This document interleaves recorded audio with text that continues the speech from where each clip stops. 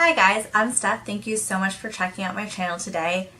Sometimes I feel like I'm still relatively new to the beauty world and there's so many new launches, not just within brands that already exist, but new brands launching all the time that it's kind of hard to keep up. So I've started this series called Let's Try, where I try out a brand that is new to me, not necessarily new to the market, and I test out a number of products from that line, give you reviews on the products I've tried, then give you my overall thoughts on the brand, if I think they're worth it, that type of thing. So I've already done one of these videos for First Aid Beauty, which I will link down below if you want to check that out. But I'm sure you can see from today's title that this is all about The Ordinary. So I have 8 products that I have tried from The Ordinary, all skincare. I do own one of the primers and the 2 foundations, but I haven't had an opportunity to test those out, so those will not be included in today's review. It will just solely be the skincare that I've tested. Leave a comment down below letting me know you're interested and I'll make sure to do a video on those, but let's just get into what I've tried. Some of these products I've been testing out longer than others, but I've been testing them all out for at least a minimum of 6 weeks, so I feel like I have a very good understanding of my thoughts on these products and how they work. So if you're new to the skincare world, and even if you're not, The Ordinary can be kind of a confusing brand because all of their products are kind of like the chemical names for those ingredients, and they're usually one ingredient per product except for the buffet, which is kind of like a multitude of ingredients, but other than that you're usually getting one ingredient in the product. And sometimes it can be confusing what you can match together, what you shouldn't, what will have bad interactions, and if you should only layer so many products. So The Ordinary suggests that you only use 3 products per routine, whether that be 3 products in the morning, 3 different products in the evening, switching out various days.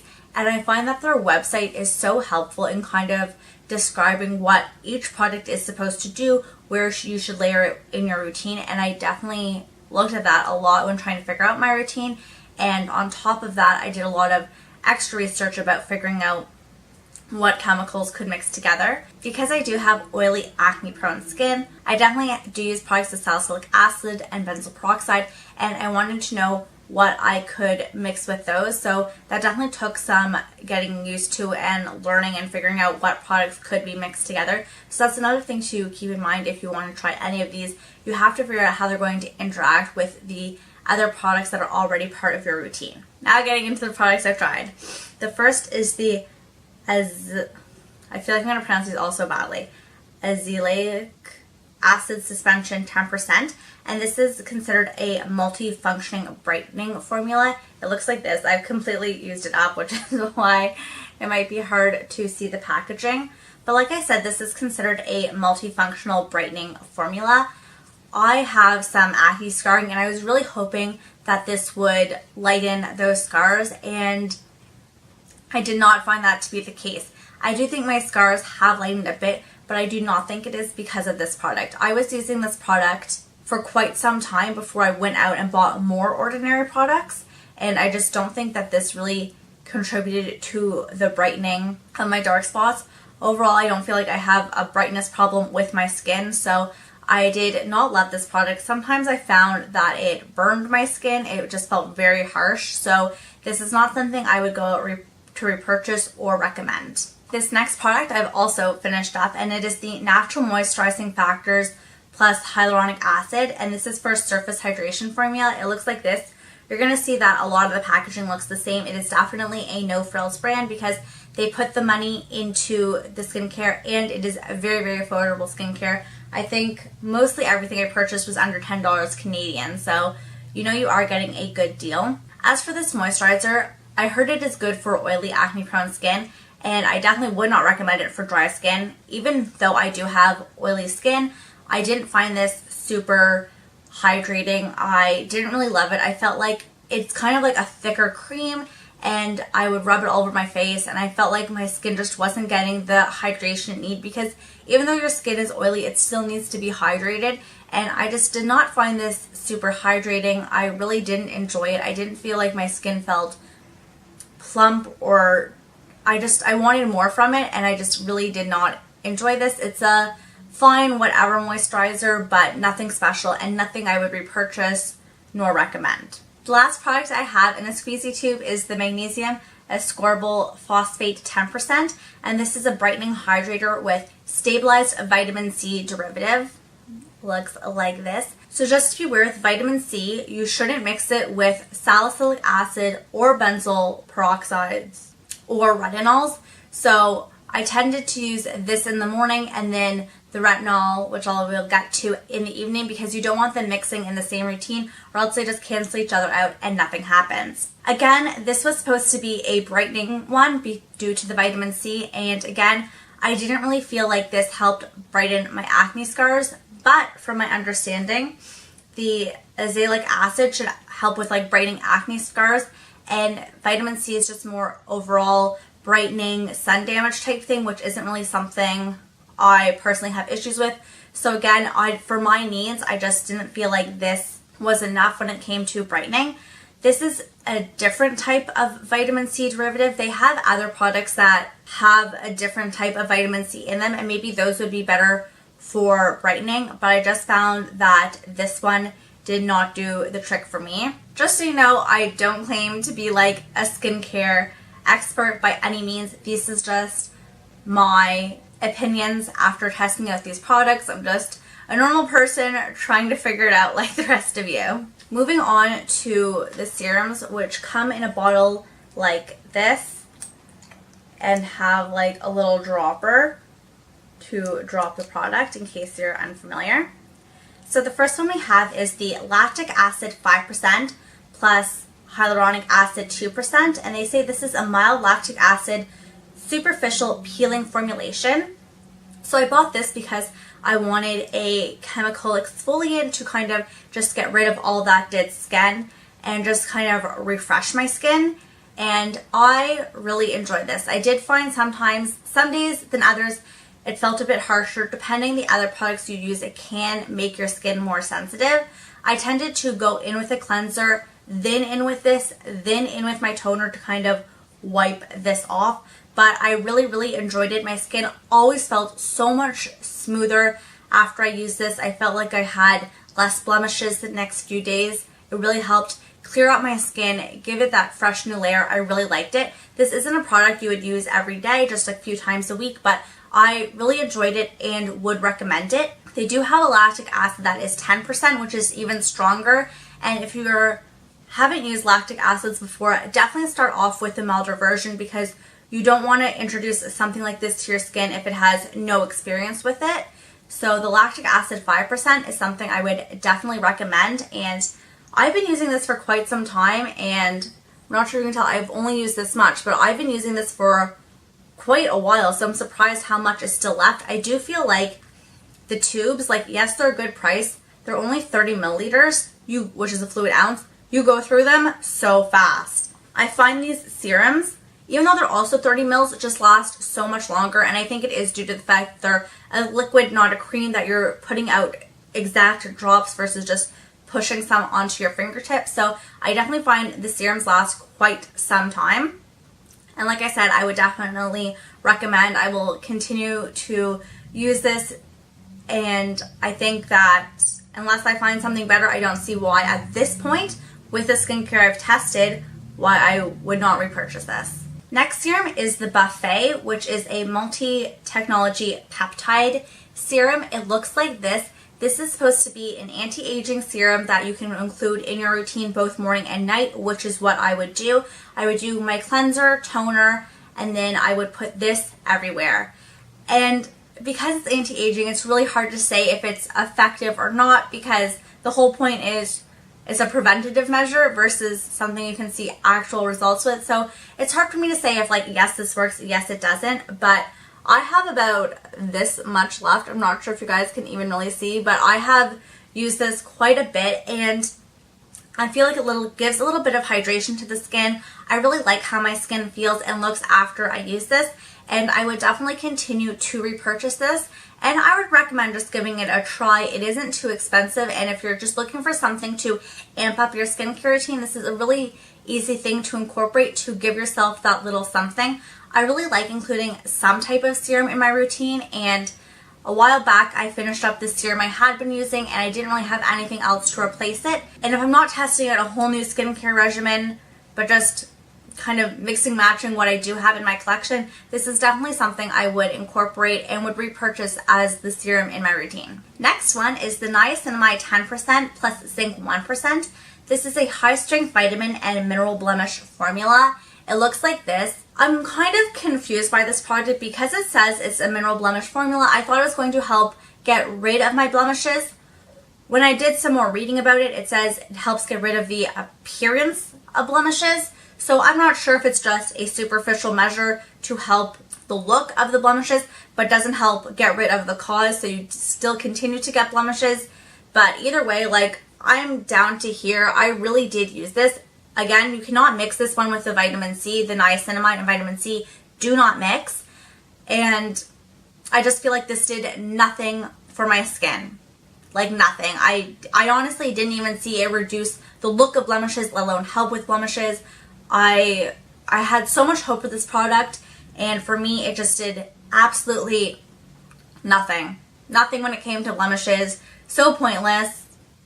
I really didn't see a difference. I probably will finish it off at some point because I've purchased it, but definitely would not repurchase, would not recommend, it did nothing for me. It was such a disappointment. Next we have the Granactive Retinoid 2% Emulsion. And if you bought this a while ago, it was previously the Advanced Retinoid 2%. It looks like this. So they say this is supposed to help with textural irregularities and signs of aging. And they suggest using it every other night because it can be a bit harsher. You want to give your skin a bit of a break, especially if it's not used to retinoids. I really love this. It's hard to see how much I've used because of the packaging. It's kind of opaque. It's UV protected. I actually even keep it in the box. Even though my bathroom is like, there is no windows in it, I just like don't want to mess with this, especially something that can be messed with by the sun, put it on my face. If you are using this in the morning, you definitely want to be using a sunscreen, but I use this at night. And also with the Azelaic acid, I use this at night, and you want to be using a sunscreen the next day. You should be using a sunscreen in general.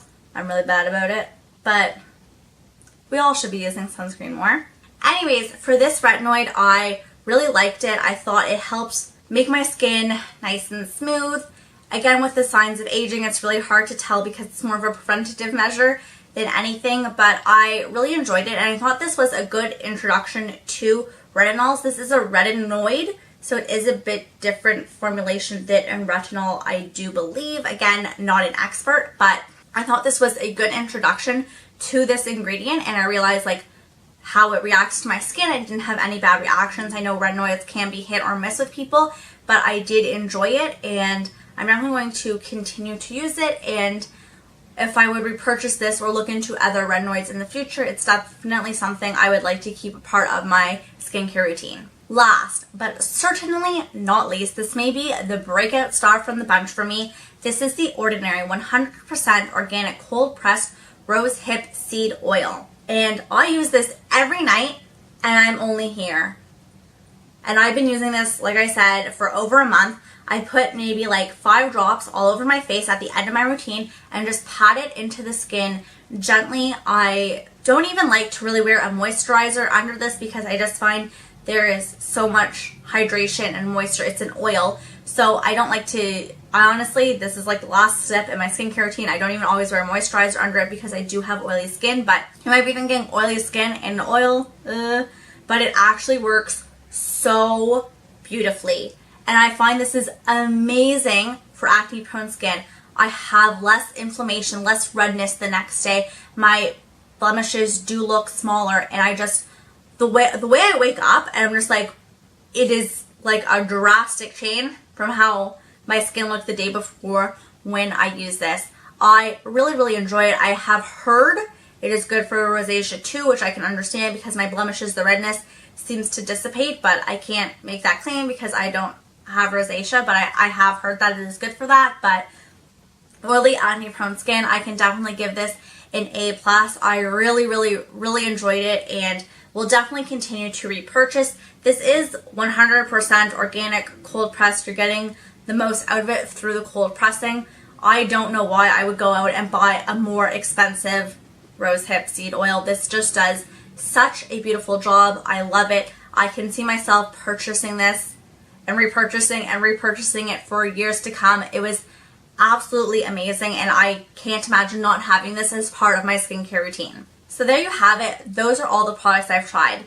So just to give you my thoughts on the brand as a whole, it's great that they're inexpensive and you can try out these products.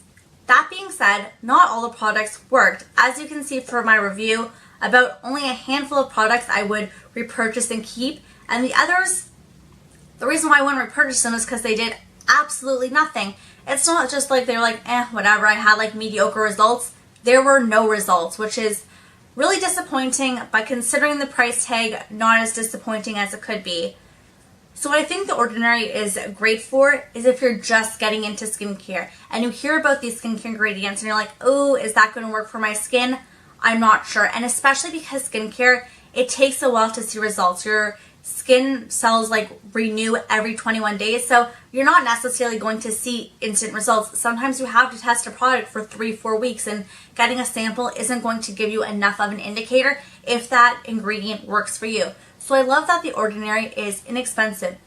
You can go out, you can buy a lactic acid for under $10 and see, does this ingredient work with my skin? Does it make a difference for me? You can buy retinol, see, do I have a bad reaction to it? Is this something I should avoid? So it's a great way to test out these skincare ingredients, see if they work for you, and if you don't necessarily have a reaction, but you don't have a good response to it, it might not be because this one isn't great for your skin, but at least you know you don't have a reaction. You can maybe go out, try something a bit more expensive if that's something that interests you, because these products, I'm so happy to have tested them. Besides the rosehip seed oil, which I don't see any reason to buy something more expensive, but I'm interested now in getting a retinol that maybe is a bit more expensive, see if it can do a bit more for my skin. Same with the lactic acid. Even the vitamin C, I had no real results, but I've heard amazing things about vitamin C, so maybe I need to try a different extract, but at least I know it doesn't cause issues with my skin, which is very important to me. As someone with acne prone, oily skin, I don't want to be adding things to my skincare routine and spending a lot of money on something for my skincare routine that is going to cause me further issues.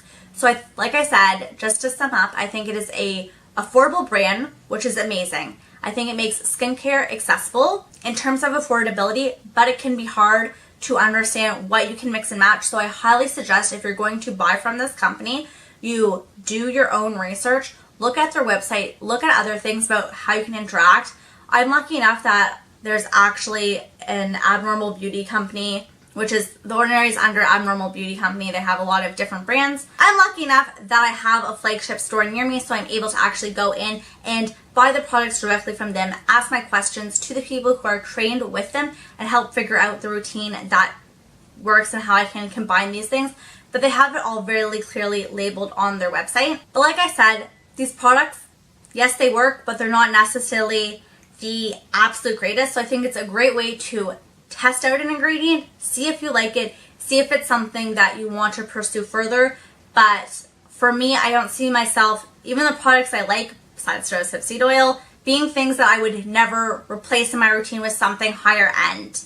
So please let me know if you've tried The Ordinary, what your experience has been, what is the standout product for you. If there's a product that not only did nothing, but like actually made your skin worse, let us know down below so we kind of know what to look out for, because I only tried a very small selection of what they do offer. And that being said, I am still interested in going and trying out other products that I haven't tried from them, just to kind of get a feel for what else is out there. So it's definitely a brand that I will continue to purchase from and even make some repurchases from. I hope you guys have found this video helpful. If The Ordinary is something for you, if you found products that you may be interested in trying, products you might want to stay away from.